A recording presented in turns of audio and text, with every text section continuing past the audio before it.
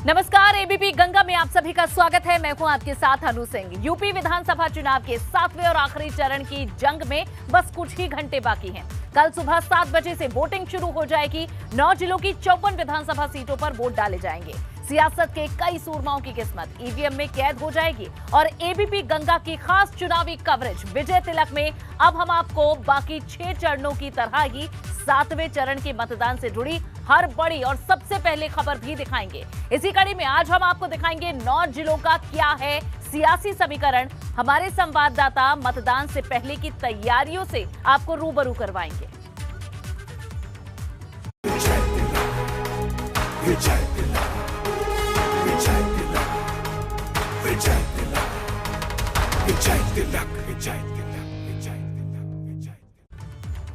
अब हम आपको दिखाने जा रहे हैं 7वें चरण की उन सीटों का पूरा गुणा गणित जहां कई दिग्गजों की साख दांव पर है तो कई महारथी एक दूसरे को चुनौती भी दे रहे हैं। सबसे पहले बात करेंगे वाराणसी की, जहां की 8 सीटों पर कांटे की टक्कर है, लेकिन सबसे ज्यादा चर्चा जिस सीट की हो रही है, जिस पर टिकी है हर दल की निगाह, वो है शिवपुर सीट।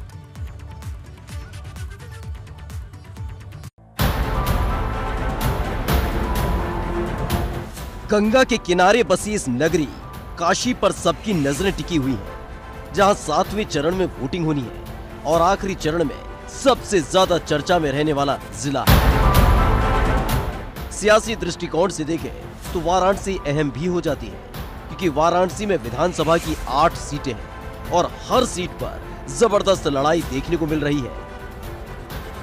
लेकिन इस बार जिस सीट पर कांटे की टक्कर है वो सीट है शिवपुर सीट, जहां से भारतीय जनता पार्टी के मौजूदा विधायक और भाजपा की प्रत्याशी अनिल राजभर मैदान में है, तो वही दूसरी तरफ सुभाषपा के अरविंद राजभर मैदान में है। 7वें चरण के रण में पूरा जोर काशी पर है। राजनीतिक दल हर तरह से काशी में अपना दमखम दिखाना चाहते हैं। एक और प्रधानमंत्री नरेंद्र मोदी ने अपने संसदीय क्षेत्र वाराणसी में डेरा डाल दिया और इसके साथ ही रोड शो किया, तो वहीं अखिलेश यादव, समाजवादी पार्टी के राष्ट्रीय अध्यक्ष अखिलेश यादव ने भी रोड शो करके, दमदार रोड शो करके सड़क पर अपना दमखम दिखाया। दरअसल अनिल राजभर और अरविंद राजभर के बीच कांटे की टक्कर इसलिए भी देखी जा रही है क्योंकि 2017 में जब योगी सरकार सत्ता में आई थी, उस वक्त सुभाषपा भी उसका हिस्सा हुआ करती थी। लेकिन सरकार बनने के बाद जब भाजपा से सुभाषपा की राहें अलग हुई तो लगातार सुभाषपा अध्यक्ष ओम प्रकाश राजभर के निशाने पर अनिल राजभर रहे। आपको बता दें कि सिर्फ समाजवादी पार्टी और भाजपा ही नहीं बल्कि कांग्रेस भी अपना पूरा दम भरती हुई नजर आ रही है। लेकिन अब यह देखना होगा कि वोट और वोटर किसके पक्ष में जाते हैं। अब ओम प्रकाश राजभर के बेटे अरविंद राजभर मैदान में हैं और अनिल राजभर को सीधी चुनौती दे रहे हैं, जिनकी किस्मत का फैसला 7 मार्च को जनता कर देगी और 10 मार्च को पता चलेगा कि शिवपुर की जनता ने किसके माथे पर किया विजय तिलक। एबीपी गंगा के लिए नीतीश कुमार पांडे के साथ वीरेश पांडे की रिपोर्ट। 7वें चरण में चंदौली जिले की 4 सीटों पर मतदान है, जहां का सियासी समीकरण बड़ा ही दिलचस्प है और हर सीट पर कांटे की टक्कर देखने को मिल रही है। ऐसे में चंदौली की 3 सीटों पर लड़ाई जबरदस्त देखने को मिल रही है।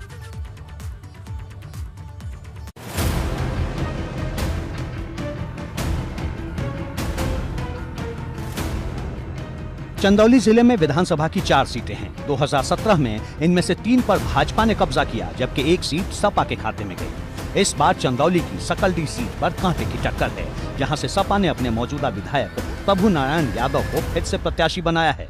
उन्हें सीधी चुनौती दे रहे हैं भाजपा के प्रत्याशी सूर्यमणि तिवारी। बसपा ने यहाँ से जयश्याम त्रिपाठी और कांग्रेस ने देवेंद्र सिंह मुन्ना को प्रत्याशी बनाया है। चंदौली की मुगल सराय सीट भी खासी चर्चा में है। यहाँ से भाजपा ने अपने मौजूदा विधायक साधना सिंह की जगह रमेश जायसवाल को मैदान में उतारा है। सपा ने चंद्रशेखर यादव को प्रत्याशी बनाया है, जबकि बसपा ने इरशाद अहमद और कांग्रेस ने छब्बू पटेल को मैदान में उतारा है। चंदौली की चकिया सीट पर भी सबकी नजरें टिकी हैं। भाजपा ने अपने मौजूदा विधायक शारदा प्रसाद की जगह यहाँ से कैलाश खरवार पर इस बार दांव लगाया है, जिन्हें सपा के जितेंद्र कुमार से चुनौती मिल रही है। बसपा ने विकास आजाद और कांग्रेस ने राम सुमेर राम को प्रत्याशी बनाया है। एबीपी गंगा के लिए चंदौली से शशांक पंडित की रिपोर्ट। और चंदौली में जमीन पर अभी कैसे हालात हैं, इस पर ज्यादा बात करने के लिए हमारे साथ हमारे संवाददाता शशांक पांडे इस वक्त जुड़ चुके हैं। सीधा उनका रुख करेंगे। शशांक, किस तरह से देखा जा रहा है इस चुनौती को और जमीन पर लोग क्या सोच रहे हैं, क्या मुद्दे हैं उनके मन में? जी बिल्कुल, आपने सही कहा। इस समय चंदौली में 4 विधानसभा है, मुगलसराय, चकिया, सकलडीहा और सैयद राजा। सैयद राजा जो है सबसे हॉट सीट है। यहाँ से भारतीय जनता पार्टी के सुशील सिंह और राष्ट्रीय सचिव मनोज सिंह डबलू आमने सामने की टक्कर है, या यूं कहें कि जिले में समाजवादी पार्टी और भारतीय जनता पार्टी के बीच चारों सीटों पर सीधी टक्कर है। हमारे साथ कुछ आम लोग हैं, उनसे बात करेंगे और जानेंगे कि सुरक्षा की दृष्टि से कल जब ये वोट देने जाएंगे तो उनके मन में कोई डर तो नहीं, किसी प्रकार का कोई प्रलोभन तो नहीं। आम मतदाता इनसे मुगलसराय के इनसे जानेंगे। आप बताएं, आप बताता है सुरक्षा को लेकर बात हो रही है, क्या कहना है आपका? सुरक्षा तो बहुत अच्छी है भाजपा सरकार में। हाँ, आप तो थाने में भी जाके पता लिया, FIR भी कम हो गया है। नहीं, वोट देने जाएंगे उससे पहले कोई मन में डर? कुछ नहीं, एकदम सुरक्षा एकदम सही है। पुलिस जो भ्रमण करती है शहरों में, नगरों में, वो खूब घूमी है। सब शांति है, सब शांति है, हर जगह शांति है। शांति से चुनाव होगा। हाँ। आप बताएं। बोले सर, कल चुनाव है, मतदान किस मुद्दे पर वोट देंगे? बस वही शांति, व्यवस्था, विकास। अभी भी जो भी काम हो रहे हैं वो बहुत अच्छे काम हो रहे हैं और हम चाहेंगे कि आगे भी वही काम होते रहें। सड़कें चौड़ी हो रही हैं, बिजली हमें भरपूर मिल रही है और सरकार अभी कोरोना टाइम में जो है कि मदद करने के लिए राशन वगैरह भी पब्लिक को दे ही रही है, जनता को। शौचालय और मकान ज़रूरतमंदों को मिले हैं और हम चाहते हैं कि ये सब जनता को जो है बराबर मिलता रहे, इसलिए इस बार चुनाव में वोट भी हमारा उसी नाम पे जाएगा। कल मतदान है, क्या सोच के वोट देंगे? सर, सुरक्षा के नज़र में तो अभी तो सुरक्षा सही नहीं दिख रही है, कल के हिसाब से बता रहे हैं। बिल्कुल शशांक, लग रहा है कि जनता ने अपने मुद्दे चुन लिए हैं और कहीं ना कहीं मन में अपना प्रत्याशी और पार्टी भी चुन ली है, लेकिन इसका फैसला तो 10 तारीख को ही पता चल जाएगा क्या फैसला जनता की ओर से लिया गया है। शशांक, शुक्रिया इस पूरी जानकारी के लिए। और चलिए अब बात करेंगे आजमगढ़ की। आजमगढ़ में आन बान शान की लड़ाई है। यहाँ की राजनीति बाकी जगहों से अलग है, यहाँ की जनता का अंदाज अलग है। सपा के गढ़ में शुमार आजमगढ़ जिले में किन सीटों पर है टाइट फाइट, कहां आमने सामने है रसूखदार चेहरे, देखेंगे हम कि आजमगढ़ की लड़ाई में कहां किसके बीच है कांटे का मुकाबला इस रिपोर्ट में।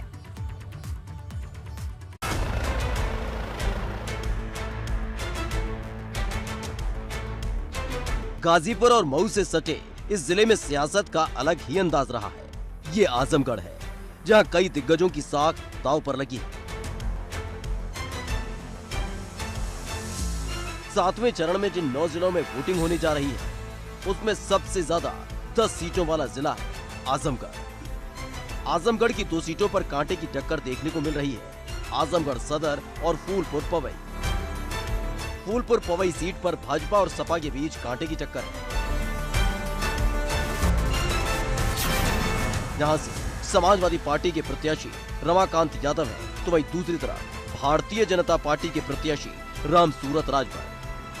फूलपुर पवई सीट पर रमाकांत यादव के आने से मुकाबला खड़ा हो गया, क्योंकि 2017 में रमाकांत यादव के बेटे अरुण कुमार यादव भाजपा की टिकट पर विधायक बने थे, लेकिन इस बार रमाकांत यादव सपा की टिकट पर मैदान में है। सियासी रण के आखिरी चरण में अब 7 मार्च को 9 जिलों की 54 विधानसभा सीटों पर वोट डाले जाएंगे। इसमें आजमगढ़ की 10 विधानसभा सीटें भी शामिल हैं। समाजवादी पार्टी दावा कर रही है कि पिछली बार 9 सीटें जीती थी, लेकिन इस बार 10 की 10 सीटें आजमगढ़ में जीतेंगे। तो बीजेपी के अपने दावे हैं। बीजेपी कह रही कि इस बार आजमगढ़ में परिवर्तन होगा, कम से कम 3 सीटें बीजेपी जीतेगी। अब अगर हम बात करें सीटों की, तो फूलपुर पवई, जहां पर रमाकांत यादव समाजवादी पार्टी के उम्मीदवार हैं, बीजेपी में थे, सांसद बने, फिर टिकट नहीं मिला, नाराज हुए और फिर अगर हम कहें तो समाजवादी पार्टी में चले गए, जहां से आए थे। समाजवादी पार्टी ने उम्मीदवार बनाया है और उन्हें टक्कर दे रहे हैं रामसूरत राजभर। आजमगढ़ में सदर सीट पर जबरदस्त लड़ाई है, क्योंकि सपा के मौजूदा विधायक दुर्गा प्रसाद यादव एक बार फिर से मैदान में है, तो वहीं भाजपा ने अखिलेश मिश्रा को प्रत्याशी बनाया।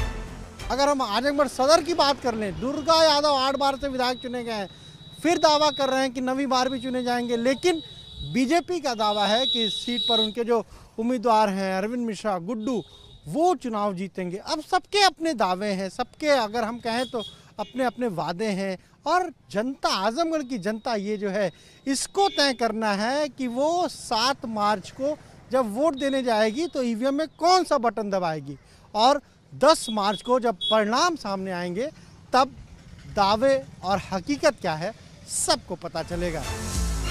दुर्गा प्रसाद यादव 1996 से लगातार सदर सीट से जीतते आ रहे हैं, तो वहीं पिछली बार अखिलेश मिश्रा को दुर्गा प्रसाद यादव ने हराया था। फिलहाल आजमगढ़ में सियासी रण सजा हुआ है, जहां 7 मार्च को वोटिंग होगी और 10 मार्च को पता चलेगा कि आजमगढ़ की जनता ने किसके माथे पर किया विजय तिलक। एबीपी गंगा के लिए आजमगढ़ से अनुभव शुक्ला की रिपोर्ट।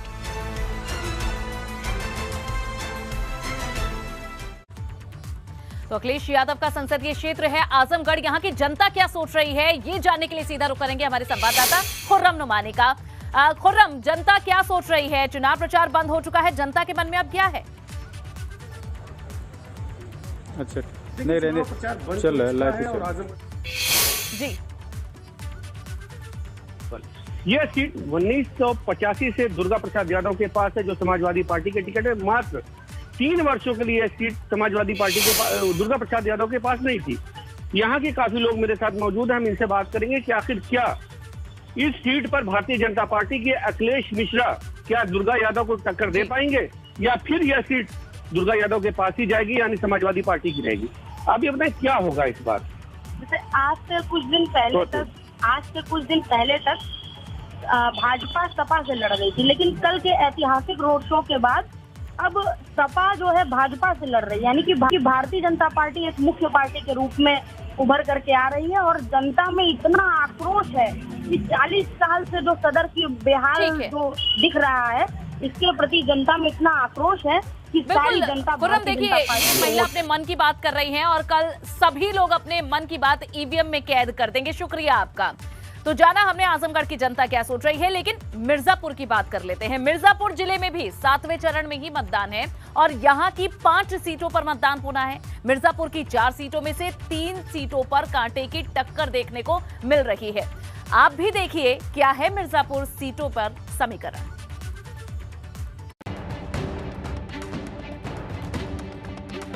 मिर्जापुर जिले में विधानसभा की 5 सीटें हैं। 2017 में मिर्जापुर की 4 सीटों पर भाजपा ने कब्जा किया था, जबकि 1 सीट पर अपना दल एस ने जीत दर्ज की थी। इस बार मिर्जापुर की सदर सीट पर कांटे की टक्कर है, जहां से भाजपा ने अपने मौजूदा विधायक रत्नाकर मिश्रा पर फिर भरोसा जताया है, जबकि सपा ने कैलाश नाथ को मैदान में उतारकर मुकाबले को चुनौतीपूर्ण बना दिया है। बसपा ने राजेश पांडे और कांग्रेस ने भगवान दत्त को यहां से अपना प्रत्याशी बनाया है।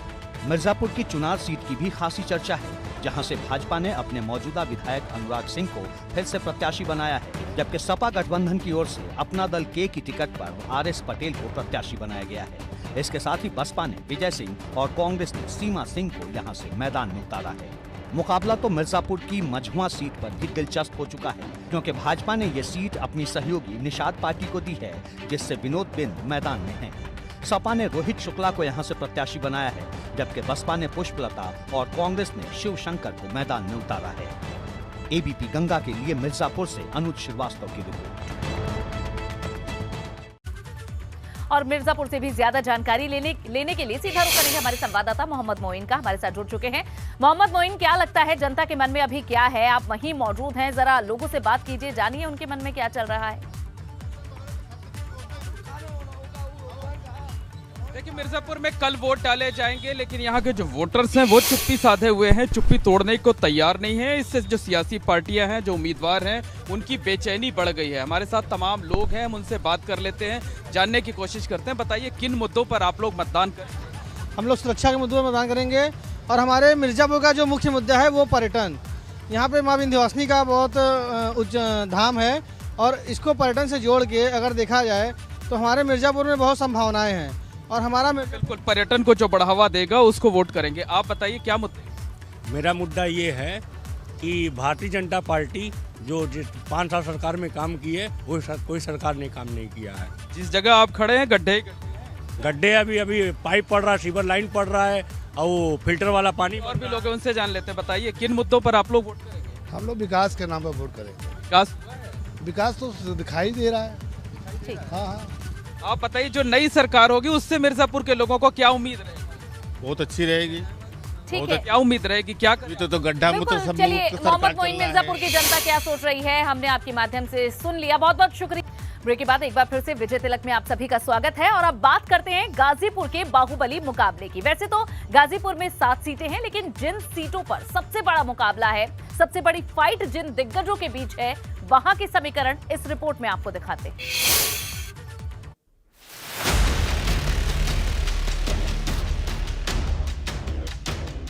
ये वाराणसी से सटा वो जिला है जो कई माफिया और बाहुबली की बढ़ती और घटती ताकत का साक्षी रहा है। लेकिन इस जिले में अदावत से सियासत का सफर तय करने वाले एक नाम की गूंज हर चुनाव में सुनाई देती थी, मुख्तार अंसारी और उनका परिवार। गाजीपुर में विधानसभा की 7 सीटें हैं, लेकिन इस बार जबरदस्त टक्कर देखी जा रही है मोहम्मदाबाद सीट पर, जो हर चुनाव में चर्चा के केंद्र में रहती है। गाजीपुर की मोहम्मदाबाद सीट की लड़ाई न सिर्फ अदावत है, बल्कि ये अदावत सियासत में भी साफ तौर पर दिखाई दे रही है। आपको बता दें कि भारतीय जनता पार्टी से तत्कालीन विधायक अलका राय अपना दमखम दिखा रही हैं। वहीं शिबगतुल्ला अंसारी के बेटे मन्नू अंसारी समाजवादी पार्टी से चुनाव मैदान में हैं। तो गाजीपुर में बड़ा दिलचस्प मुकाबला कई सीटों पर है, लेकिन वहां ताजा माहौल क्या है, ये जानने के लिए सीधा रुख करेंगे हमारे संवाददाता सनुज शर्मा का। सनुज, कल वोट डाले जाने हैं, लेकिन आज जनता क्या सोच रही है गाजीपुर की? हाँ देखिए, बिल्कुल कल वोट डाले जाएंगे। 7 विधानसभा सीटों पर मतदान होगा और उसको लेकर जो जनता है वो काफी उत्साहित नजर आ रही है। कुछ मतदाता हैं, हम उनसे बात कर लेते हैं और जान लेते हैं कि किन मुद्दों को लेकर वो वोट करने जा रहे हैं। सर, कल वोटिंग होनी है यहाँ पर और सबकी नजरें टिकी हुई हैं गाजीपुर है। सियासत की भी बात यहाँ होगी, विरासत की भी बात यहाँ होगी। लग क्या रहा? गाजीपुर में लग तो ये रहा है कि सरकार के खिलाफ वोट पड़ने जा रहा है और जो सरकार है उससे सारे आवाम के लोग थक चुके हैं। जैसे छात्र थक चुके हैं, किसान थक चुका है, रोजगार नहीं है, महंगाई इतनी ज़्यादा है और जो उत्तर प्रदेश की सरकार रही है उस सरकार के खिलाफ जनता का इतना आक्रोश है, इतना गुस्सा है जनता को। जनता बदलाव चाहती है उत्तर प्रदेश। सर, आपसे जान लेता हूँ, आप किस मुद्दे को लेकर वोट करने जा रहे हैं? हमारा ये मुद्दा है कि जब सपा की सरकार आएगी तो मेरा दावे के साथ है कि तीसरी लहर के बाद चौथी लहर, 5वीं लहर नहीं आएगी। अगर भाजपा की सरकार आई तो तीसरी लहर के बाद चौथी, 5वीं, 7वीं 7 लहरें आएंगी, गरीब मिट जाएंगे, कोई गरीब रह ही नहीं जाएगा। ठीक है सनुज, जनता आज हमारे माइक पर बोल रही है, लेकिन कल ईवीएम मशीन पर क्या बोलती है और उसका क्या परिणाम होता है देखना होगा। शुक्रिया सनुज जानकारी।